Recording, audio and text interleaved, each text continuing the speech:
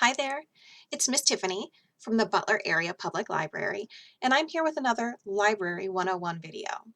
Library 101 is a series of videos created to help you learn more about the Butler Area Public Library, about library services in general, and about information literacy. Today, we are going to be talking all about reference materials. The first thing we need to do is define what exactly constitutes reference materials. Well, reference materials are items that are intended for very quick, short-term use because you're looking up different kinds of facts. So you're looking up very small, specific pieces of information that are factual. But most notably about reference materials is they do not circulate, which means you can't check out a book that is a reference item. You can only use it while you're here in the library. Now, in the children's department, we do not have a designated reference section. While we have lots of nonfiction books that contain facts, none of them are designated reference books. Instead, we have a reference section upstairs, and we have a small one in the teen zone. I would like to give you a very quick tour of what those two sections look like. So our main reference collection is on the second floor. If you go upstairs to the second floor, you will see double doors that lead you to this department. As you go into the reference department, the first thing you will see is our collection of yearbooks. We do keep copies of the Butler High School yearbook. If you go around the corner from the yearbooks, you'll see that the reference section begins. Now remember, reference materials do not circulate. You cannot check them out, so you must use them in the library. And you see that each of them is marked with a special sticker that says reference to remind you that they do not get checked out. Here you will find things like the World Book Encyclopedia set and other encyclopedias. Yearly almanacs can also be found in the reference department, and the dictionary can be found in the reference department. So remember, you need to use it in the library if you want to use any of these reference materials.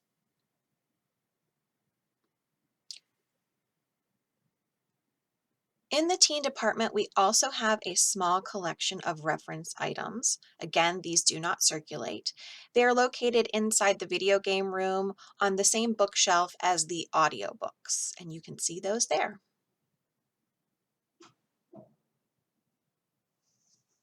Now that we've talked a little bit about what reference materials are in general, and you've had a peek at the two reference collections here at the Butler Area Public Library, I would like to focus on 5 types of reference items. There are lots of different types of items that can be a reference material, and it really does vary from library to library because some reference materials are highly specialized. But today we're going to talk about 5 that are pretty general, and they're the ones that you are most likely to use as a student. So the first item I would like to talk about is the Almanac. An almanac is a book that is published annually. So every year there is a new almanac. You may have heard of the Farmer's Almanac. That's a very common one. An almanac is a book that focuses on information specific to that year. So it's going to give you information like what time sunrise and sunset is over the course of that year, because it does vary from day to day. It will predict the weather for that year. So it might tell you whether we're going to have a hard winter or an easy winter. It's going to suggest the best times of the year to plant certain types of plants because of the weather forecast. It will also talk about things like the tides and the phases of the moon. So an almanac is an item that is published every single year and focuses on specific information for that year. So not only can you use a current almanac to look at what's going to happen over the course of this year, you can use past almanacs to see what the information was like for past years. This is really helpful when you're doing research about things that may have happened in the past. So if you were looking at past planting seasons or past tide patterns, the almanacs would be very helpful for that. The second type of item I would like to tell you about is the atlas. Now there are different kinds of atlases.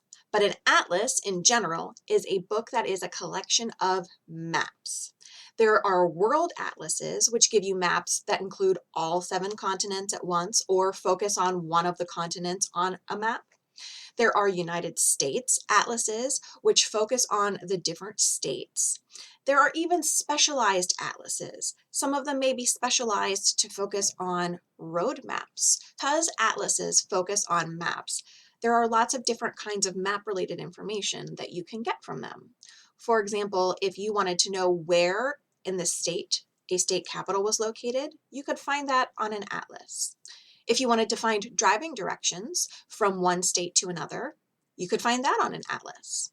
And if you wanted to find the distance between 2 different cities in the world, you would also find that in an atlas. The next item we are going to talk about is the dictionary. So a dictionary is a book that is a collection of words, but that's not all that it is. A dictionary is a collection of words in alphabetical order with their definitions. So if you were trying to find out the meaning of a word, you would find that in the dictionary. But if you were also trying to find out how to spell a word, you could look that word up in the dictionary to get the correct spelling.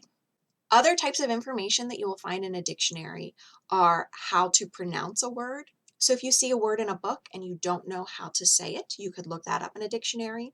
It also tells you what item of speech a word is, whether it is a noun, verb, adjective, adverb, conjunction.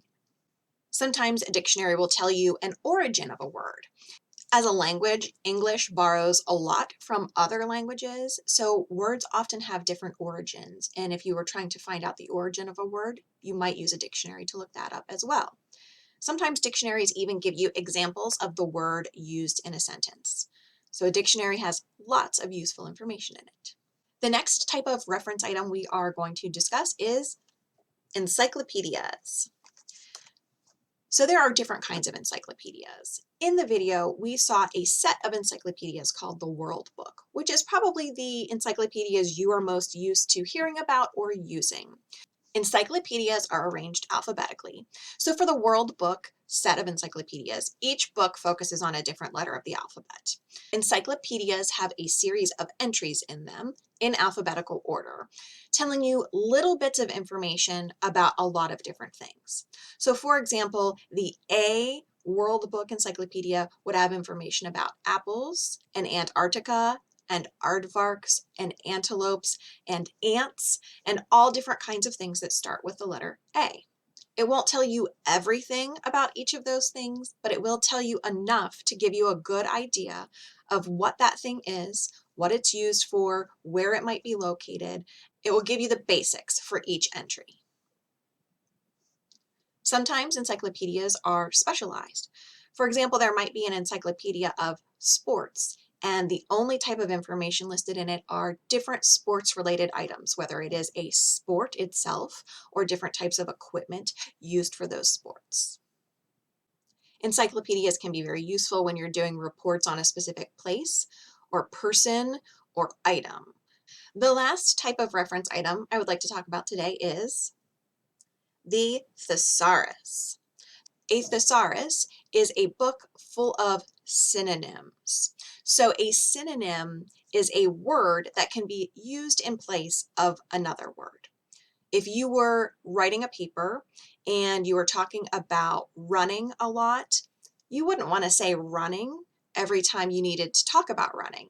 So you might use a thesaurus to look up other words that you could use in place of running. Those are synonyms.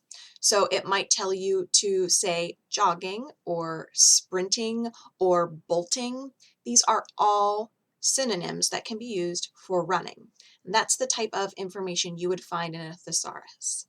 There's another aspect of reference materials that I would like to talk about, and that is what happens if you can't come into the library to use a reference item. Because remember, we said they cannot be checked out. So what if you can't get to the library and you need to know the population of Minnesota, or you need to know how to spell the word velociraptor?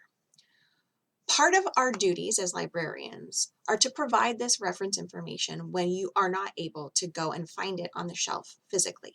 You can call me here at the library to ask for help finding those little snippets of information, things like what the population is, or what's the weather predicted to be like, or how do you spell this word or pronounce this word. So the same kind of information that you could find in a reference material, you can ask your librarian for help with. You can call us, you can email us, and we will try to help you any way that we can.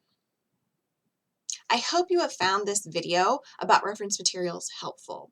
I've created a worksheet to go along with this video, focusing on those 5 types of reference items we went over and trying to figure out which type you would use for a specific action. It's linked into the description of this video. Also in the description of this video is my email address. Please reach out to me if you have any questions about reference materials, if you have reference questions, or if you just have library-related questions in general. I'm always happy to help you. Thank you so much for joining me, and happy reading!